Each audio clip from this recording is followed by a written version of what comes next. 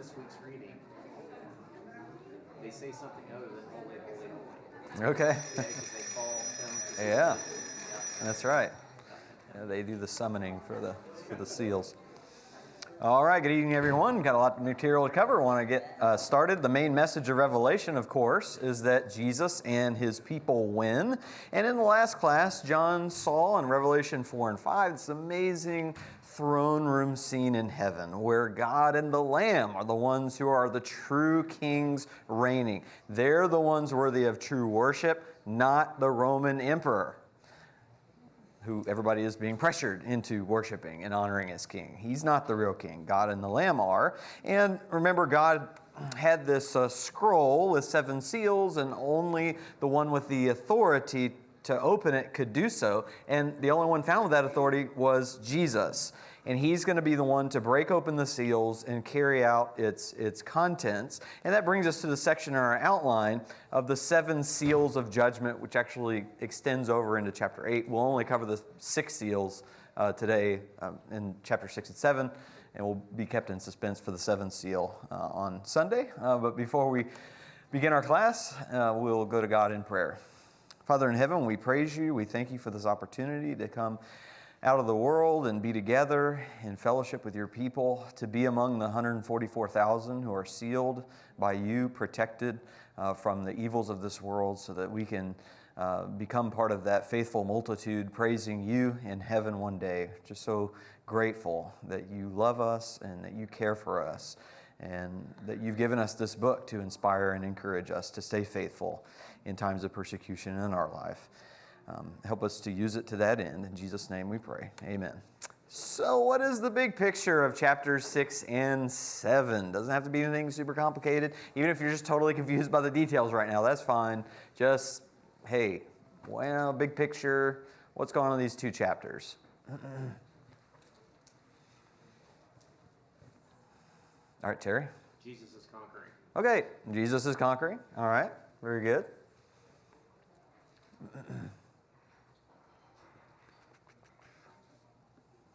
Okay. All right, I'll go ahead and answer. Rome will be judged and Jesus' people will win.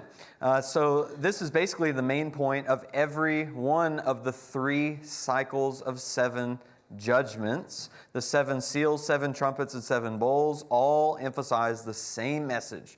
That God is going to judge their enemies, Rome, the Roman emperor cult, right? And he's going to vindicate his people because of their suffering, by giving them victory in heaven. And with that big picture in mind, we can all just relax and not worry about the small details. We might have some disagreements over those, but you got to get the big picture. Let me first give you the imagery of the 7 seals here.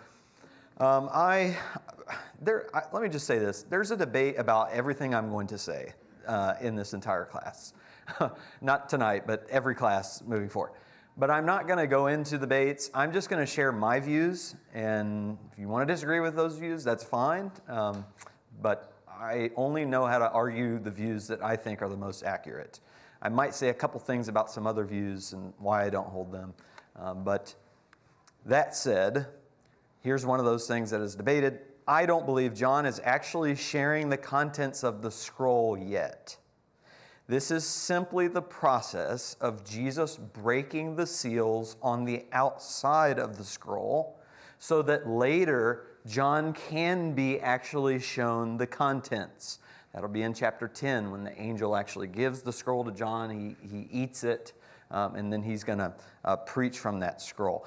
But every time Jesus breaks one of these seals, we get a vision of, really from heaven, about some coming events. And the first 4 seals that he breaks represent the 4 horsemen. Here was a pretty decent picture that I found online. Not too bad, of these 4 horsemen coming.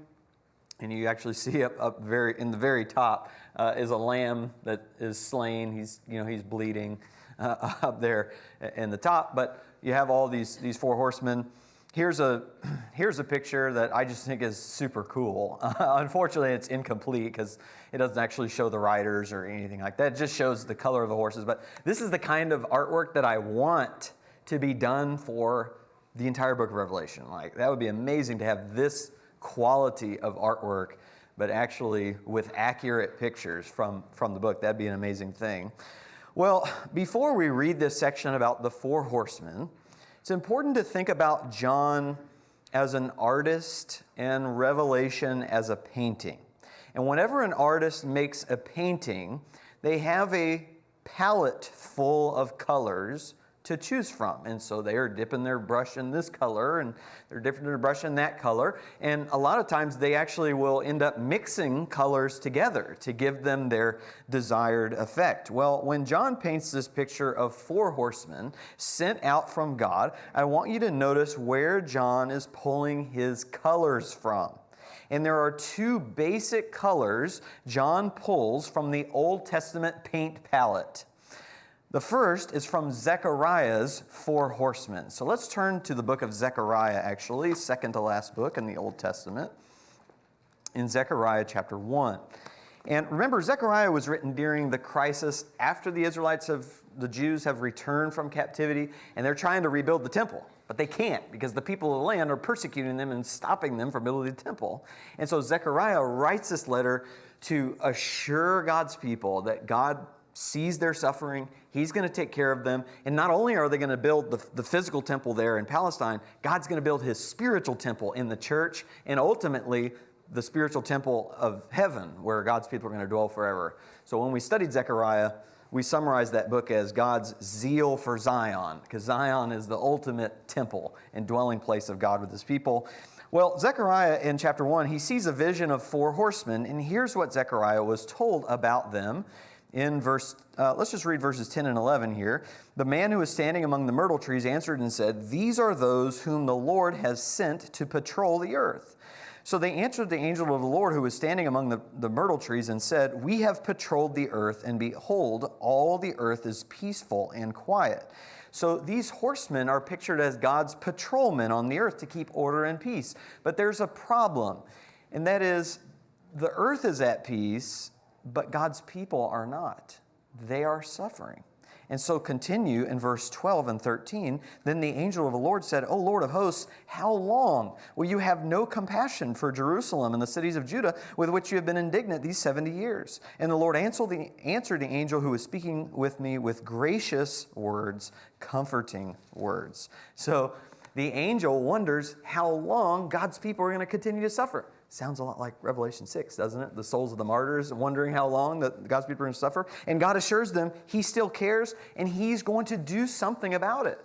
So later in the book, in Zechariah 6, look there, God sends out four groups of horses along with their chariot riders to carry out judgment against His enemies. So in Zechariah 6, 2 through 5, with the first chariot were red horses, with the second chariot black horses, with the third chariot white horses, and with the fourth chariot strong dappled horses. And then I spoke and said to the angel who was speaking with me, "What are these, my Lord?" And the angel replied, "These are the four spirits of heaven going forth after standing before the Lord of all the earth." Then it continues, but drop down to verse 8. Then he cried out to me and spoke to me, saying, "See, those who are going to the land of the north have appeased my wrath in the land of the north." So he sends some of these horsemen up north, and they appease God's wrath against His enemies. And notice he also calls them the four spirits of heaven. An important note that will come up later is that the word spirits is the same as the word for wind. So this could also be translated the four winds of heaven. And just hold on to that because that'll come up later in chapter 7. Now, I just want you to see that's one of the main paint colors that John pulls from in the Old Testament to paint this picture in chapter 6. The second paint color that he uses are the four basic curses for disobedience in the law of Moses. So like Leviticus 26, Deuteronomy 28, you can kind of look and see those curses. Ezekiel has a great summary of those four curses. In Ezekiel 14:21, "Thus says the Lord God, how much more when I send my four severe judgments against Jerusalem, sword, famine, wild beasts, and plague, to cut off man and beast from it." Those are essentially the four basic curses of the person who doesn't keep God's law that's going to come upon them. So in the first 4 seals, John takes these 2 paint colors from his palette and he mixes them together so that these 4 horsemen are bringing the 4 basic curses for disobedience upon Rome. With that background in mind, let's go ahead and read now. Revelation 6, 1 through 8. It says, "Then I saw when the Lamb broke one of the 7 seals, and I heard one of the 4 living creatures saying, as with the voice of thunder, 'Come.' And I looked, and behold, a white horse, and he who sat on it had a bow, and a crown was given to him, and he went out conquering and to conquer. And when he broke the 2nd seal, I heard the 2nd living creature saying, 'Come.' And another, a red horse, went out. And to him who sat on it, it was granted to take peace from the earth, and that men would slay one another. And a great sword was given to him. And when he broke the 3rd seal, I heard the 3rd living creature saying, 'Come.' And I looked, and behold, a black horse, and he who sat on it had a pair of scales in his hand. And I heard something like a voice in the center of the 4 living creatures saying, 'A quart of wheat for a denarius, and 3 quarts of barley for a denarius, and do not damage the oil and the wine.' And when the Lamb broke the 4th seal, I heard the voice of the 4th living creature saying, 'Come.' And I looked, and behold, an ashen horse, and he who sat on it had the name Death, and Hades was following with him, and authority was given him over 1/4 of the earth to kill with sword, and with famine, and with pestilence, and with the wild beasts of the earth." Now, did you notice in the very last verse, in verse 8, you see a summary of all 4 of those curses in the law? He says sword, famine, plague, and wild beasts. I think that's a summary, really, for this whole section of what God is bringing down on Rome here, on his enemies. And also notice that each one of these horsemen is summoned by one of the 4 living creatures. Because remember, we said all of these judgments essentially exude from the throne of God, which means they're all coming about by his authority. The 4 living creatures at God's throne are the ones that are kind of sending these things out. Well, the first seal appears to be military conquest. You have a victorious rider with a crown and a bow going out to conquer. This is most likely a reference to a foreign invader coming in to make war with Rome in some way. If you think that this is Jesus, I'll say something about that, because it's a very common view that people think this is Jesus. I don't hold that view. It is interesting to note that the weapon of choice for the Parthians was the bow and arrow, and this rider has a bow. It's a fact of history that the Parthians were a thorn in Rome's side, and they went to war a lot with them. Not just the Parthians, but also the Goths. And the Parthians and the Goths were foreign invaders coming in from the east of the river Euphrates, which is consistent with the later trumpets and bowls that talk about armies from the east of the Euphrates being threats to Rome. So, for instance, the trumpets in Revelation 9:14, one saying to the 6th angel who had the trumpet, "Release the 4 angels who were bound at the great river Euphrates." And then it talks about these armies being unleashed from the Euphrates in that chapter. And then in chapter 16:12, it says 6 angels poured out his bowl on the great river, the Euphrates, and its water was dried up so that the way would be prepared for the kings from the east. Again, I realize many people might say that this is Jesus. I just don't think so. Probably more reasons than I can say here. But these 4 horsemen, I think, are associated with the 4 horsemen in Zechariah that are meant to be the patrol of the earth to go out and carry out God's wrath. I also believe in Revelation 7, these horsemen are said to be under the control of 4 angels. And so rather than this horseman being Jesus, I think this horseman is sent out by the authority of Jesus to carry out vengeance on his enemies. In the comment section, when I leave time for comments, you guys can disagree if you want. The second seal is bloodshed. The most natural thing that follows war is bloodshed and violence, where people are killing each other with the sword. This could apply to bloodshed from foreign armies. It could also imply civil war and fighting from within. In fact, you remember when Daniel had a vision of that statue with the 4 parts, and Rome, it had legs of iron, but its feet were made of iron and clay because it was a kingdom divided against itself. It had internal cracks and weaknesses in it. So this could partly be what this bloodshed is referring to is internal strife. Then the third seal is famine. Whereas white is the color of victory, red is the color of blood and fire, black is the color of hardship. And so this black horse brings hardship, brings a famine. Things will get so bad it'll cost 8 to 16 times as much as the normal prices. A quart of wheat was roughly a day's worth of food, and a denarius was a day's worth of pay. So imagine if your pay for the day, the only thing you could buy with that was your daily allotment of food. Well, what about all your other expenses, right? And what if you have a family and you can only afford food for one person? Well, now you have to split that among the family that you're. So this is just a terrible situation here of famine. And that's kind of a natural thing that comes with war. You have inflation, especially if you're under siege and your transportation and your trade is blocked. But it does seem clear that all these judgments are only partial in some way. He says not to damage the oil and the wine, so it's not a complete destruction of their economy. It's just a strained time financially. And then you have this fourth seal, which is death and probably disease as well, because he mentions pestilence there on an ashen, sickly, pale, kind of a corpse-looking horse. This is death with the realm of the dead with him. And after war and bloodshed and famine, death is really the inevitable result. And especially if you throw pestilence and disease in with it. One writer said this about death from disease in Rome.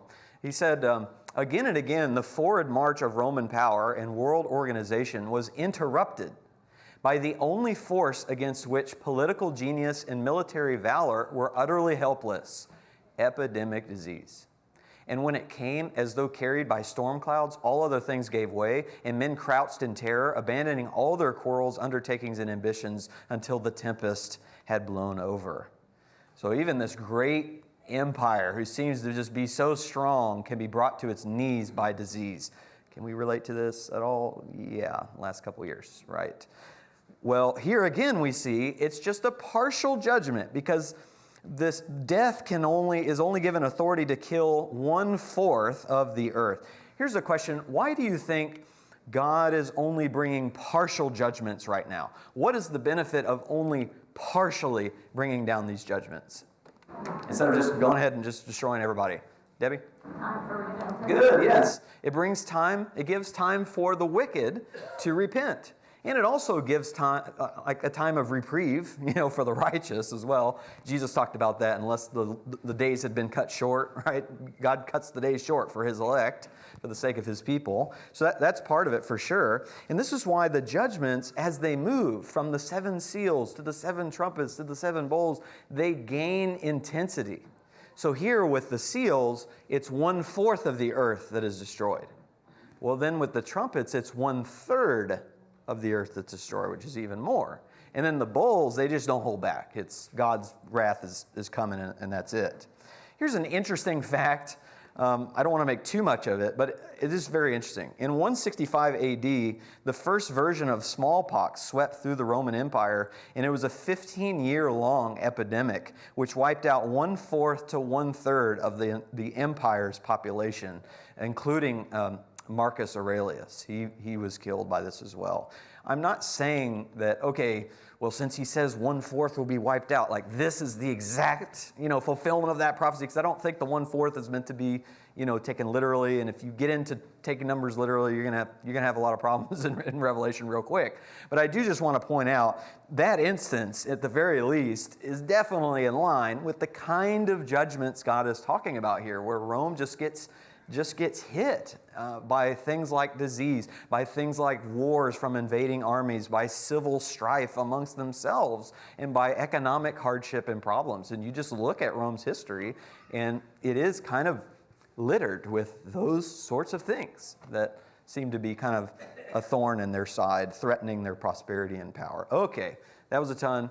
Any questions or comments through verse 8? Brenda?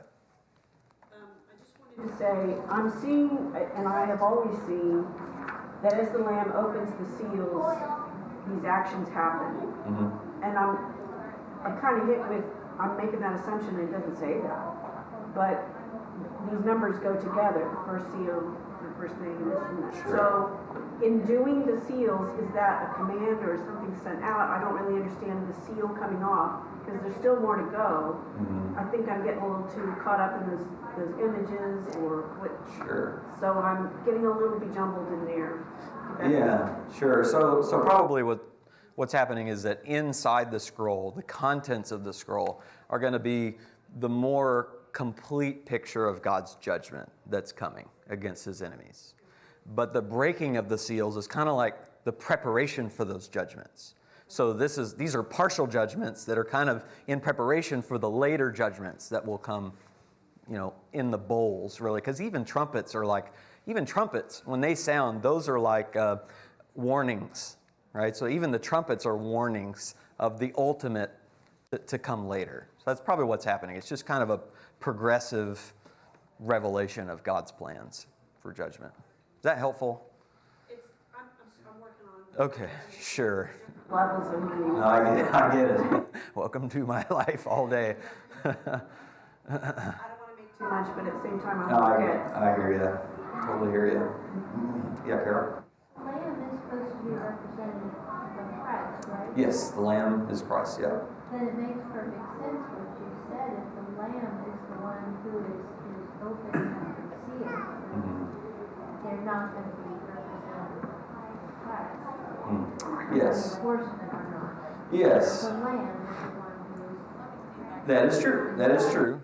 Though some would disagree and say, even though it is Jesus opening the seals, it's still a picture of Jesus coming to conquer on the white horse. Often people view that as him conquering Rome through the power of the gospel, and then the bloodshed that comes is persecution against Christians, and famine is all that's persecution against Christians because of the gospel, which I can see why people would say that, but at the same time, I don't think that fits as well as these aren't so much judgments against Christians. These are judgments against the enemies of Christ and the Christians, and patterned after those four horsemen in Zechariah's day. So it's just a more natural reading for me. We can still be brethren if you think it's Jesus. Okay, very, very cool. Well, we're going to get to the fifth seal now with the cries of the martyrs. I couldn't find a good picture of this. Unfortunately, I really wanted a good picture of this. But this fifth seal serves a couple purposes. Number one, it's kind of an explanation for why God sends the four horsemen to carry out his wrath. It's because of the oppression of his people. That's why he sends these four horsemen. But I think also God understands when these four horsemen come and bring all this judgment on Rome, they're not going to repent. And they're going to still keep persecuting Christians. In fact, the persecution is probably going to get worse, and there's going to be even more martyrs. And so he's also kind of recognizing, hey, more Christians are going to die, and they're going to be crying out to me for vengeance against the enemies. And that's what this section is about. Yeah, we'll go ahead and read it. So when the Lamb broke the fifth seal, I saw underneath the altar the souls of those who had been slain because of the word of God and because of the testimony which they had maintained. And they cried out with a loud voice, saying, How long, O Lord, holy and true, will you refrain from judging and avenging our blood on those who dwell on the earth? And there was given to each of them a white robe, and they were told that they should rest for a little while longer until the number of their fellow servants and their brethren who were to be killed, even as they also had been, would be completed. So the altar here, kind of like in that Lord's Supper talk I gave, it's probably a mixture between the altar of burnt offering outside the temple, where sacrifices were made, and then the altar of incense inside the temple, where incense was given to God. So these martyrs have given their life on the sacrificial altar, but now they're also giving their prayers on the altar of incense. And it means something to God. It's important to him. And so God gives them white robes of purity and honor and victory, and he tells them to rest, because before he brings final judgment on their enemies, unfortunately, many more Christians are going to have to die. It's just a fact that the longer God allows the wicked to continue in their wickedness, because he lets time stand without judging them, the more the righteous are going to suffer. And so he knows more suffering is coming. So just rest with me, right? In the meantime, I see your suffering, I care, I'm going to do something about it, but just rest with me and know that you have the victory. I'm going to give you these robes of honor. and you can have peace in my presence. Well, the sixth seal is about really the fall of Rome. All of this language comes straight out of the prophets. For any time God brings a wicked nation down, when I broke the sixth seal, there was a great earthquake. The sun became black as sackcloth made of hair. The whole moon became like blood. The stars of the sky fell to the earth as a fig tree casts its unripe figs when shaken by a great wind. The sky was split apart like a scroll when it was rolled up, and every mountain and island were moved out of their places. Then the kings of the earth and the great men and the commanders and the rich and the strong and every slave and freeman hid themselves in the caves and among the rocks of the mountains. And they said to the mountains and to the rocks, fall on us and hide us from the presence of him who sits on the throne and from the wrath of the Lamb, for the great day of their wrath has come, and who is able to stand? All this sounds like final judgment language, final day of judgment language, and that's true. It will be ultimately, but don't jump there yet. Really, this is language in the prophets that applies to the fall of any wicked nation. The point is, God is stepping in to disrupt the natural order. All the things that you think are just a part of life that can never be changed, like the sun, moon, and stars, and if you lived in the Roman times, like the Roman Empire, God's going to step in and disrupt it all. He's going to bring everything down that you thought you knew was the norm and that could never fall, and he's bringing it all down. Rome included. And in the Old Testament, this language was used in the prophets about the nation of Assyria and Babylon and Egypt and Tyre. Even Jesus used this about Jerusalem and the destruction of Jerusalem in Matthew 24. He said, immediately after the tribulation of those days, the sun will be darkened and the moon will not give its light. The stars will fall from the sky and the powers of the heavens will be shaken. So again, all this language applied to all these other nations is now being applied to Rome and its downfall. And all the kings of the earth, that's just code for, all the people who side with earthly power and earthly wealth. They're going to be so terrified. They run from God, not even really to hide, but to seek to be killed quickly so that they can avoid his wrath. They just want the mountains to fall on us so that we don't have to, face God's wrath. And all of that comes out of the Old Testament as well. Isaiah chapter 2. Isaiah 2:19, men will go into the caves of the rocks and into the holes of the ground before the terror of the Lord and the splendor of his majesty when he arises to make the earth tremble. So again, when it seems like the whole world is ending because everything they've known and become accustomed to is being destroyed, they actually ask this question, who can stand? In other words, who can stand under God's wrath? And that's what John's going to answer in chapter 7. With this dramatic pause or interlude. We just heard the 6 seals. And you would think, okay, you just heard the 6 seals, so the very next thing you're going to hear is the 7th seal. But that's not the case. We get a pause, a dramatic pause, while we wait with bated breath to hear what the 7th seal is. But this interlude in chapter 7 is going to show us the answer to this question, who will stand under God's wrath? Well, it's going to be God's people. We stand. Any comments or questions on chapter 6?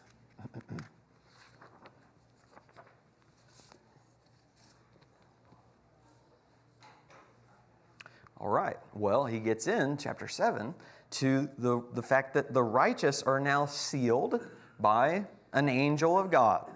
Verses 1 through 3.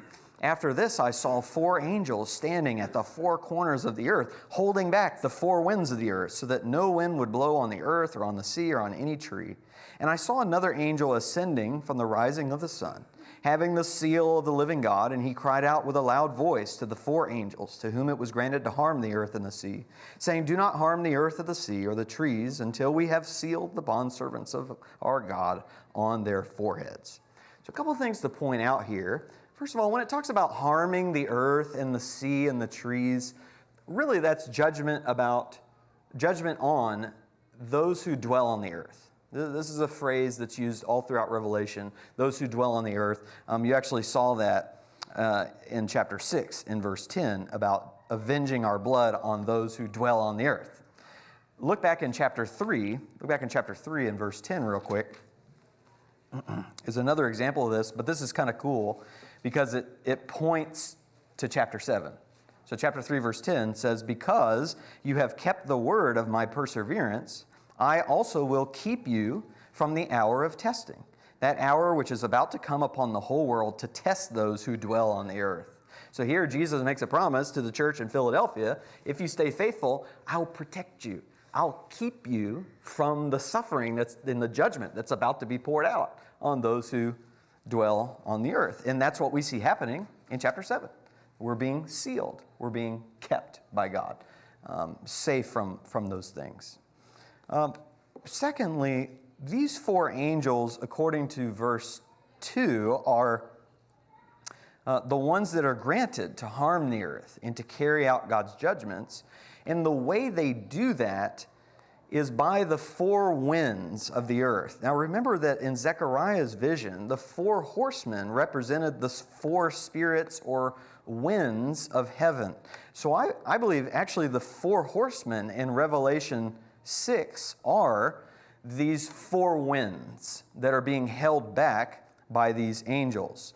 And we might think it's kind of strange, like why call them winds if they're, horsemen? Well, remember, spirits and winds are the same word in Hebrew, so there's some association there. But also remember, John is pulling from this rich color palette of the Old Testament. And in the Old Testament, God used winds, the 4 winds, as judgment against his enemies. So, for instance, in Jeremiah 49:36, he says, "I'll bring upon Elam the 4 winds from the 4 ends of heaven, and will scatter them to all these winds, and there will be no nation to which the outcasts of Elam will not go." 4 winds just implies it's coming from all directions, right? And so these 4 angels are holding back the 4 horsemen from coming like a wind across the earth to bring judgment, while this angel puts a seal on them. So actually this brings us backward in time, chronologically, to before the 4 horsemen are actually released. Before the horsemen are released, God's people are sealed, so that they are not, destroyed by these horsemen. At least not destroyed spiritually. They may still die from the famine and wars and stuff like, persecution. They may still die, but their souls will be protected. They will be sealed. A seal was a mark of ownership for those that belong to God. And this paint color about the seal, that comes from Ezekiel 9, where God said, hey, I'm going to send 6 angels to go and destroy my people. But before that happens, he speaks to this angelic being who is a scribe with a writing case, and he tells him this in Ezekiel 9:4, the Lord said to him, "Go through the midst of the city, even through the midst of Jerusalem, and put a mark on the foreheads of the men who sigh and groan over all the abominations which are being committed in its midst." So all those with good, repentant hearts, they're sealed on their foreheads. They're marked. And Revelation uses the same language. Sometimes it's a seal. Sometimes it's a name given to us on our foreheads. But the point is, we belong to God, and we're protected from these judgments against the world. And of course, this seal by God in Revelation is going to be later contrasted to the mark of the beast. Because people who serve Satan and belong to Rome, they're going to have the mark of the beast on their forehead and on their hands instead of the mark or the seal of God. So that'll be something to look for as well. Well, I know you're curious about the 144,000 because that's how many people are sealed. And there are religious groups, like Jehovah's Witnesses, for instance, that take this literally, and they say there'll be 144,000 in heaven, but all the rest of the people will be on a restored earth, which is interesting because this is actually, if you take it literally, it's the opposite. The 144,000 are shown to be on the earth here, and the multitude are in heaven in this passage. So even if you want to play that game, it's backwards. But we're not going to play that game because we know this number is not literal. It's pretty doubtful in the first century that there were exactly 144,000 Christians. Not 139,470. Not a little bit less, not a little bit more. No, exactly 144,000. That's pretty doubtful, okay? Because somebody gets baptized and now the number's all messed up, right? No, remember, numbers are symbolic, and the number 12 is representative of God's people. The number 10 is completeness. So this is 12 times 12 times 1,000. So it's the complete number of God's people on the earth. And the reason in the Old Testament that you would take account of your people was for battle in a census, because you're getting ready to go to holy war. In fact, look in Revelation 14 with me. In Revelation 14, because we see this group again. At the very end of verse 3, in Revelation 14, verse 3, it says, no one could learn the song except the 144,000 who had been purchased from the earth. These are the ones who have not been defiled with women, for they have kept themselves chaste. These are the ones who follow the Lamb wherever he goes, and these have been purchased from among men as firstfruits to God and to the Lamb. So the imagery here is actually of an army of Israelite men who have prepared themselves for battle by avoiding any sexual relationships so that they could be ritually pure before God. So this army analogy there. They're also described as men who had been purchased from the earth. Well, remember that same language was used in chapter 5. And the ones who were purchased from the earth were all people, from all nations and all tribes, not just Israel. So really, the 144,000 aren't just Israelites. They're representative of all God's faithful New Covenant people. So the question is, why present them as Israelites? Well, probably there's a clue there at the end of verse 4 when it says they are the first fruits to God and to the Lamb. They represent the first fruits of God's faithful martyrs. Just like the Jews were God's first fruits, right? The gospel went to the Jew first and then to the Greeks. So too, this represents the first group of God's faithful martyrs, which is a signal that more will follow later. More martyrs will follow later, which, by the way, is exactly what God promised, would happen in chapter 6. More Christians will be martyred. Even the way the tribes are organized is actually unique. The tribe of Judah is at the front, since these people are led by Jesus, the Lion of Judah. Also, the tribe of Dan and Ephraim are completely left out because they are infamous for their sinful idolatry. And the tribes from Israel's concubines, Bilhah and Zilpah, who technically weren't even part of the covenant family like Rachel and Leah were, they're actually elevated and moved up in position in this list of 12 tribes. So symbolically, this group is God's covenant people, led by the Lion of Judah, completely pure and free from idolatry, and composed even of the most lowly and rejected in society. Sounds like a perfect picture of Christians in a nutshell, to me. And there's a great irony, because they're pictured as this great army on the earth getting ready to go to battle, but instead of fighting and killing through violence, the next scene finds them in heaven, implying that they went to their deaths. So the 144,000 of God's faithful martyrs actually, in verse 9, become this innumerable multitude in heaven celebrating their victory. Essentially, this is the same group of people, the 144,000 here, and the great multitude in heaven in verse 9, but from two different perspectives. And it's the same two perspectives that Jesus was looked at from in Revelation 5. Because remember, in Revelation 5, John hears that there's a lion from this elder, and he's excited. The Lion of Judah is going to, this great conquering king. But then when he turns and he actually looks, it's not a lion, it's a lamb. Well, here, John hears 144,000. Sounds like a great army led by a lion.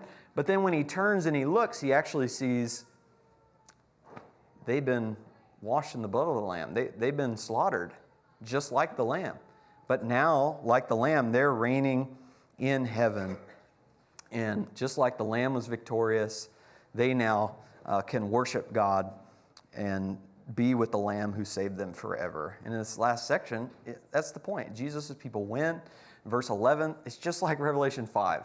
They all join in this mighty chorus, worshiping God with the 144,000 who have become the victorious multitude. And then, if I can turn my page, they've been made victorious, it says, because of the blood of the Lamb. The blood of the Lamb not only cleanses them of sin, it also shows them the path to victory. That if they too will shed their blood like the Lamb did, they'll have victory in heaven. And because of it, We'll get to be in God's presence forever, shepherded by our Lamb to the eternal living waters of God, where there won't be any famine or disease or hardship any longer, only peace and joy. And all this language comes, again, from the Old Testament. Isaiah 49:10, they will not hunger or thirst, nor will the scorching heat or sun strike them down, for he who has compassion on them will lead them and will guide them to springs of water. And Ezekiel 37 says, I'll make a covenant of peace with them. It will be an everlasting covenant with them. I'll place them and multiply them. I'll set my sanctuary in their midst forever. My dwelling place also will be with them, and I will be their God, and they will be my people. And the nations will know that I am the Lord who sanctifies Israel when my sanctuary is in their midst forever. And of course, all of that's just a foretaste of the greater description of the new heavens and new earth, the new creation in Revelation 21 and 22, where we go on to be with God forever. So big picture of those chapters. Rome will be judged. Jesus' people win. And we'll be left in suspense for the seventh seal on Sunday. And the big picture, of course, is that Jesus and his people win. All right, any questions or comments? You can come to me after class.